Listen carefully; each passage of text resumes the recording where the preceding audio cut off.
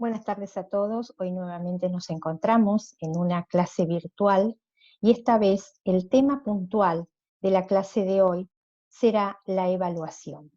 Vamos a ver puntualmente el sentido de la evaluación, el qué, el para qué y el cómo evaluamos.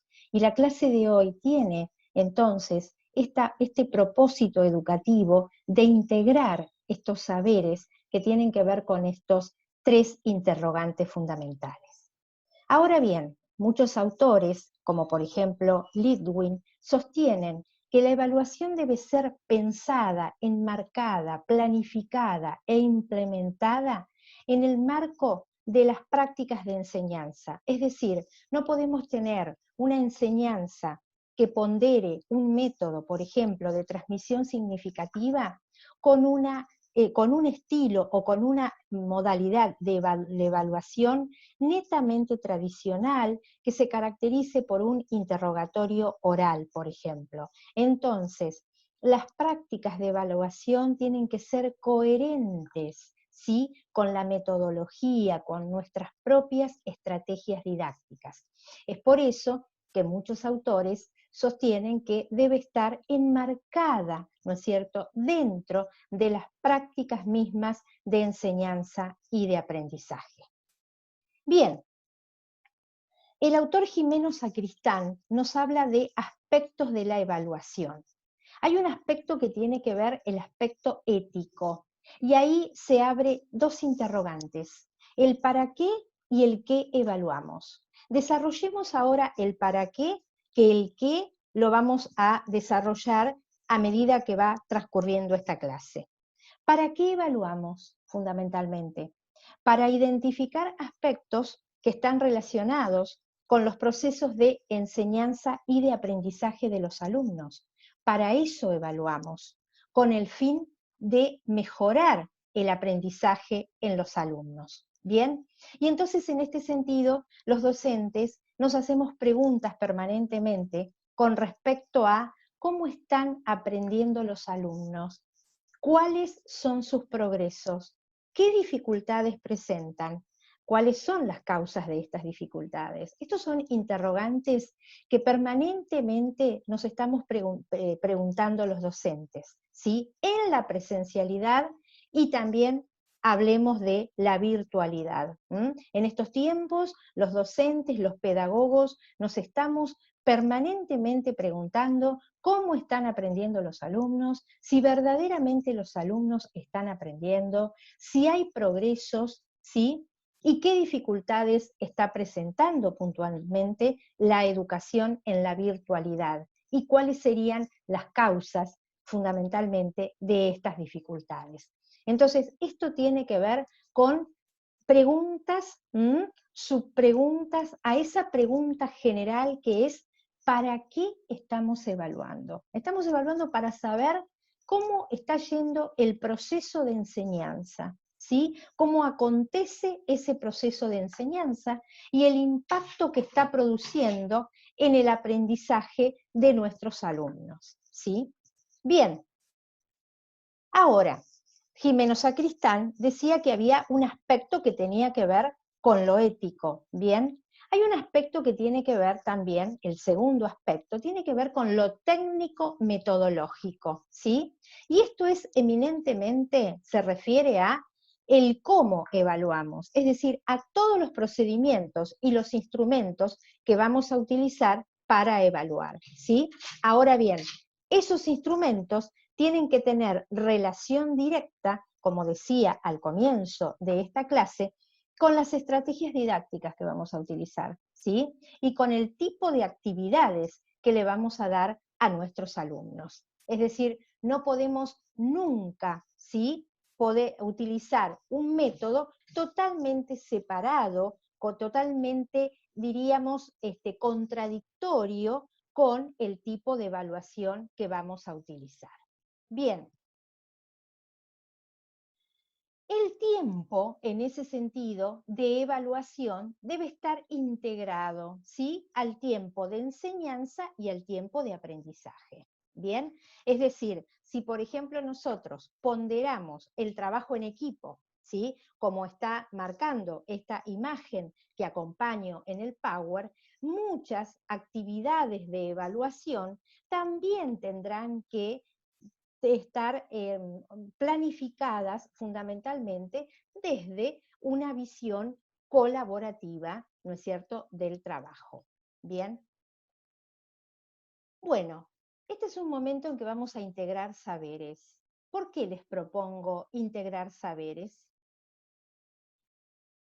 ¿Para qué? Para hacer una recapitulación. El qué evaluar tiene que ver con los contenidos que vamos a evaluar. ¿Qué vamos a evaluar? ¿Cuáles son los contenidos prioritarios que vamos a evaluar? ¿Sí? ¿Para qué evaluar? Vamos a evaluar para tomar decisiones, para identificar aspectos relacionados con los procesos de enseñanza y aprendizaje para mejorarlos, y también evaluamos para saber qué están aprendiendo y cómo están aprendiendo nuestros alumnos.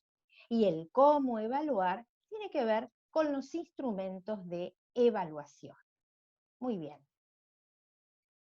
Además, a ese qué, cómo y para qué, hoy le agregué dos interrogantes más. Dirán ustedes que estoy muy minuciosa en este sentido de la evaluación. Pero acá me quiero detener en ¿cuándo evaluar? Y ahí hablamos de una evaluación diagnóstica, una evaluación formativa continua o de proceso, y una evaluación sumativa final o recapituladora. Estos son los tres tipos de evaluación que nosotros habíamos desarrollado durante la cursada de primer año de didáctica y currículum, que la autora María Cristina Davini nos planteaba con respecto al momento de la evaluación, ¿sí? Y ustedes, muy oportunamente y de manera también pertinente, habían planteado en su planificación didáctica los tipos de evaluación que iban a utilizar. A todas estas preguntas le agrego ¿quién evalúa? Y aquí hay tres términos, ¿sí?, que al momento tal vez hemos desarrollado, pero hoy le estamos poniendo nombre. Y tiene que ver con la autoevaluación, la heteroevaluación y la coevaluación. Vamos a detenernos en unos minutos en la autoevaluación, ¿sí? La autoevaluación, ¿sí?, es la evaluación en la cual la valoración, porque toda evaluación implica una valoración, ¿sí?, la emisión de un juicio de valor, la lleva a cabo el propio sujeto sobre el que se está realizando el proceso evaluativo. Entonces, ¿quiénes se autoevalúan? Nosotros, los docentes. Valoramos, evaluamos nuestra práctica docente, y esto es lo que les destaco siempre a ustedes, que es lo más difícil en los docentes: autoevaluarnos, reflexionar sobre nuestra propia práctica, ¿sí?, encontrar datos, ¿sí?, y en función de esos datos, introducir las mejoras o las modificaciones necesarias. ¿Quién se autoevalúa? El alumno también se autoevalúa. ¿Y quiénes se autoevalúan en una institución? La comunidad educativa. Está valorando, está autoevaluando el propio funcionamiento de la institución en pos de la meta, que la meta es que los alumnos aprendan y puedan promover. ¿Bien? Vamos a focalizar en el potencial formativo que tiene la autoevaluación. Esto implica reflexionar sobre la propia realidad. Si yo estoy reflexionando sobre mi propia realidad, sobre mis propias prácticas, esto va movilizando una gran actividad interna desde el punto de vista de la reflexión y externa porque empiezo a revisar, a reajustar para mejorar la realidad. En este caso, para mejorar las propias prácticas docentes. ¿Bien? Entonces, la autoevaluación docente desde este punto es un punto de partida para nuestra propia formación, para la mejora de nuestro rol docente y también para la mejora educativa en los lugares donde nos desempeñamos como docentes.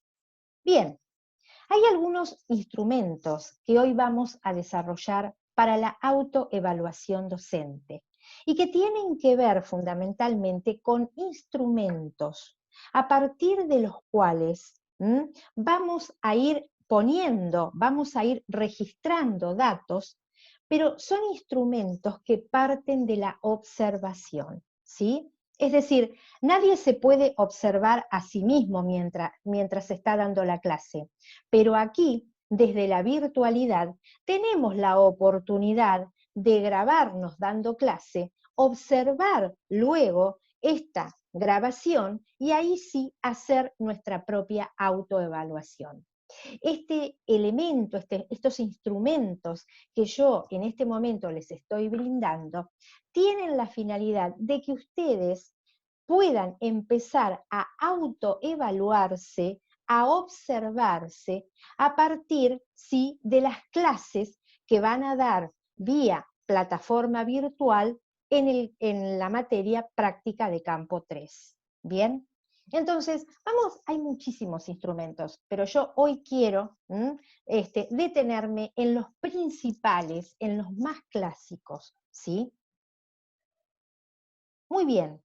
El primero de ellos, ustedes piensen, como les dije, que son formas. Imagínense que son a manera de tabla, ¿sí? Que están registrando, donde uno va registrando lo que va observando. Es decir, el punto de partida para la autoevaluación es la observación, ¿sí? Y en este caso, el medio virtual nos da la oportunidad, como les decía, de autoevaluar nuestra propia clase. La primera es la lista de control. ¿Qué es la lista de control? Es una descripción minuciosa de las posibles manifestaciones o rasgos de un fenómeno. Por ejemplo, es una descripción minuciosa de todos los aspectos que componen una clase, que puede ser, que pueda incluir desde los aspectos comunicacionales, cómo se comunica el docente, además también el clima de la clase, la metodología aplicada, ¿sí? Y todos los elementos que tienen que ver, ¿sí?, con la intervención didáctica del docente. A medida que vamos avanzando en el desarrollo de la clase, vamos a ir viendo algunos posibles aspectos para incluir en este tipo de instrumentos. Entonces, decíamos que la lista de control era una descripción minuciosa, en este caso de aspectos, de ítems, de categorías de una clase, y el evaluador, tras una observación atenta, deberá limitarse a registrar si ese aspecto, ese ítem está presente o está ausente. ¿Sí? Por eso se llama lista de control. ¿Sí?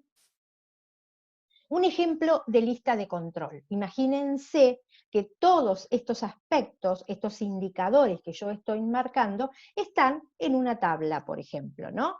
Y entonces, la consigna es indique con una cruz los casos positivos. En la lista de control tenemos que marcar, ¿sí?, con una cruz los aspectos que se están dando, ¿sí?, no los que no se están, ausentes, los que se observan en la clase. Entonces hay algunos indicadores como el docente dispone de una planificación anual de actividades, ¿sí? Si es que sí, ponemos la cruz, si es que no, directamente no ponemos nada. Otro indicador, el tiempo previsto es suficiente para el desarrollo de cada uno de los momentos de la clase. Otro es, hace uso de métodos y de técnicas. Y otro posible, toma en cuenta las ideas previas de los alumnos. ¿Sí? Bien, esto es un ejemplo de lista de control, pero no se imaginen que la lista de control, ¿no?, se limita a estos aspectos, ¿sí? Yo después les voy a adjuntar al presente Power una guía de observación de clase con todos los ítems posibles, ¿sí?, que hemos trabajado en nuestras clases para que ustedes tengan una idea de cuáles son los indicadores a tener en cuenta para observar una clase. Bien. Otro instrumento posible es la escala de valoración. A diferencia de las listas de control, no solo constatamos y registramos ese rasgo, ese aspecto, en este caso de la clase, sino que tenemos la posibilidad de valorar el grado de intensidad en que éste se manifiesta, ¿sí? Es decir, si se manifiesta siempre, a veces, nunca, o podemos usar una escala numérica. Si usamos números, se trata de escala numérica. Si usamos el nunca, a veces, casi siempre o siempre, es una escala de tiempo, una escala descriptiva. Veamos un ejemplo de la escala de valoración. De la escala de valoración, puntualmente escala descriptiva. Y la consigna es indique con una cruz según considere en cada caso, ¿sí? Y entonces, uno de los indicadores es, ¿se evidencia planificación de la clase?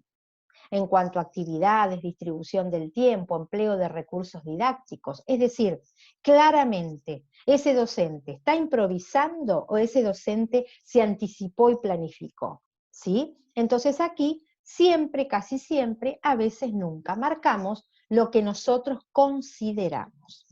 ¿El tiempo previsto es suficiente para el desarrollo de cada uno de los momentos de la clase? Y aquí también tenemos la misma escala valorativa. Vuelvo a reiterar, una escala descriptiva no se detiene en estos dos ítems, se detiene, sí, en todos los ítems posibles que podemos observar y registrar, ¿no es cierto?, en una clase, por ejemplo. Bien. Avancemos entonces, ustedes, antes de seguir avanzando, yo les hice un extracto, ¿sí?, de cómo es el tipo de estos instrumentos. Generalmente se presentan en forma de grillas, en forma de planillas, en forma de hojas de cálculo, donde en un sector colocamos todos los indicadores y en el otro vamos colocando puntualmente esa escala de valoración. Muy bien. Como yo les decía, en este caso, puntualmente a este Power, estoy adjuntando, ¿sí?, una guía de observación de clase, ¿sí?, en forma de escala de valoración. Y la recomendación que les doy fundamentalmente, podríamos hablar de una recomendación didáctica, ya que sabemos, hemos trabajado con respecto a qué son las recomendaciones didácticas, ¿sí? Se recomienda poner foco en cada uno de los aspectos o ítems que incluye la guía para la autoevaluación docente. Bien, después ustedes, cuando tengan la oportunidad de abrir esa guía de observación, verán todos los aspectos que debemos tener en cuenta cuando evaluamos, cuando autoevaluamos, cuando nos revisamos, ¿no es cierto?, con respecto a nuestras propias prácticas de enseñanza. Muy bien. Vamos entonces, hablábamos que las escalas de valoración podían ser descriptivas y podían ser numéricas. Las numéricas, sí, como tiene verdaderamente el nombre, utiliza números en vez de usar esos indicadores de tiempo.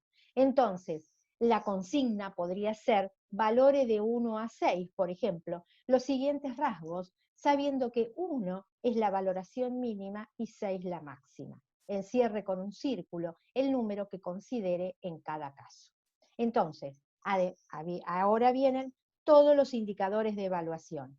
Se evidencia planificación de la clase y acá vamos ponderando de acuerdo al número que consideramos, ¿sí? El tiempo previsto es suficiente para el desarrollo de cada uno de los momentos de la clase y aquí también es con el número que indicamos. Yo les presento los tipos, ¿sí?, de escalas valorativas, ¿no? Pero recomiendo la de tipo descriptivo, ¿sí? Y otro aspecto fundamentalmente que recomiendo es que no nos quedemos solamente en esa tabla, ¿sí? Porque uno cuando mira la tabla tiene una, ¿no es cierto?, puede dar a golpe de vista, puede observar verdaderamente cómo ha sido el desempeño nuestro, ¿no? o si estamos observando a pares docentes cómo han sido los desempeños docentes. Pero en realidad esto tiene que convertirse en un pequeño informe, ¿no es cierto?, cualitativo, es decir, traducir todo esto y armarlo, ¿no es cierto?, en un texto que tenga cohesión, ¿sí? La misma cohesión que hablábamos el otro día cuando hablábamos de la fundamentación de un plan de cátedra. Bien, hablábamos entonces de autoevaluación, esto es en general lo que yo les he dicho, pero en realidad he planteado, he focalizado en la autoevaluación, ¿no es cierto?, para considerar que la observación que hagamos tiene que ser una observación semiestructurada, tiene que ser una observación direccionada. ¿Qué significa esto? Con ítems. Con ítems, con una guía previa, no es observar porque sí. Cuando vamos a la observación, ya sea de otro docente o la propia práctica, de antemano debemos tener en cuenta los aspectos que vamos a observar, los indicadores. Esto mismo que yo les digo, ¿no es cierto?, y que insisto que deben ser incluidos en toda planificación didáctica, también cuando nos autoevaluamos tenemos que hacer foco en qué aspectos, ¿no es cierto?, vamos a revisar, vamos a observar, vamos a reflexionar sobre nuestra propia práctica, nuestra forma de desarrollar una clase. Y hablábamos de heteroevaluación, que es la valoración que hace un sujeto a otro. El caso más claro es el que hace el docente al alumno. Y la coevaluación es una forma de evaluar, ¿no es cierto?, en la que participan realmente tanto el docente como los alumnos, y a veces puede llegar a participar el equipo directivo o el director o algún supervisor, pero generalmente la coevaluación se hace, ¿no es cierto?, con la participación de los alumnos y del docente, y es una forma también de trabajo colaborativo. Bien, entonces, a manera de cierre, me interesaba, ¿sí?, hacer una lluvia de ideas que realmente en los entornos virtuales tenemos esta técnica digital que es el Menti, y en realidad hay algunas palabras que tienen que ver, ¿sí?, con la evaluación y cómo vamos también, y cómo los docentes estamos revisando, ¿no es cierto?, los métodos, las formas de evaluar en los entornos virtuales, pero que en realidad nunca se pierda de vista los postulados básicos de que la evaluación siempre tiene que ser coherente con la estrategia didáctica, con lo que nuestros alumnos están habituados, con el tipo de actividades que están habituados, ¿sí?, y que en realidad también la evaluación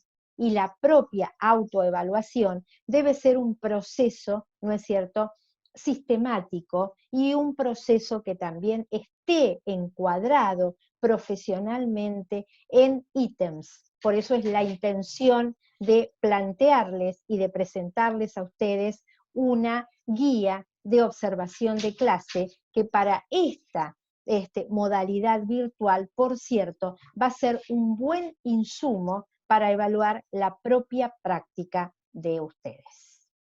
Esto es todo lo que hemos abordado con respecto al tema de evaluación. Les agradezco como siempre la escucha y nos volveremos a encontrar en 15 días. Espero que se encuentren muy bien. Buenas tardes a todos.